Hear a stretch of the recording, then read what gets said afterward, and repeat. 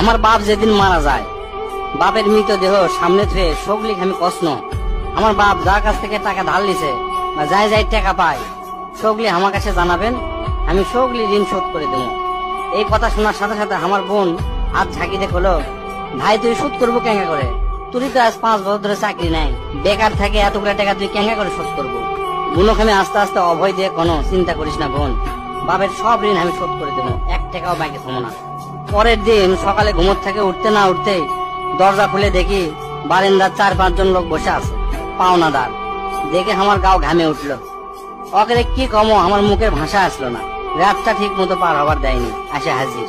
সামনে যাতে একজন খাড়া হলো, খারাপ হয়ে আমাকে করছে, আমি অমুক ব্যাংকত থেকে আসছি, আপনার বাপ তার বেটা বেটির নামে 20 লাখ টাকা ব্যাংকত থুয়ে গেছে, তাড়াতাড়ি ব্যাংকত আসেন। বাদ বাকি 4-5 জন যারা আছে তারা সকলি করছে আমাকে সমিতিতে আপনার বাপ 20 টাকা করে জমা করেছিল, আরেকজন করছে 50 টাকা করে জমা করেছিল, আরেকজন করছে 100 টাকা করে জমা করেছিল। এল্লা টাকা নেওয়ার জন্য আমাকে সমিতি অফিসে আসেন। পরে সব হিসাব করে দেখি বাপ আমাকের জন্য প্রায় 37 লাখ টাকা জমি খেয়ে গেছে। টাকাগুলা হিসাব করতে করতে আমার একদিন রাতের কথা মনে পড়ে গেল। ওই রাতে আমি আমার বাপক কষ্ণ, আপনি ক্যাঙ্কা বাপ, আমাকে ভবিষ্যতে আপনি কোন চিন্তা আছে? আপনি লাগাতে বাপ আমাকে দরকার নাই, কোন টাকা পয়সায় দেন না আমাকেও, আমরা চলমো ক্যাঙ্কা করে। বাপ তখন মুস্কি হাসে কষলো, আমি আমার সাধ্য মতোই চেষ্টা করেছি, সময় হলে সব বুঝবার পারবো। সেই দিন ওই বাপের মুস্কি হাসে আমি বুঝবার পারিনি।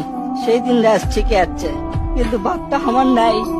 মাঝে মাঝে রাতের বেলা আকাশের দিকে তাকে কই, বাবা আজ পর্যন্ত তোমাকে বুঝতে পারলাম না, তোমার উপর খালি রাগই করে গেছি, কিন্তু তোমাকে জোরে ধরে কোনোদিন আই লাভ ইউ করতে পারলাম না। আজ বুঝিচ্ছি, কৃষক তুমি 1 শার্ট পরে 3 বছর পার করেছিলা, কৃষক তুমি 1 স্যান্ডেল 32 বার সেলাই করেছিলা, তোমার কাছে ক্ষমা চাওয়ার সময়টাও দিলা না। আমাকে তুমি মাফ করে দিও আব্বা, জীবনে তোমার সাথে অনেক বেয়াদবি করছি।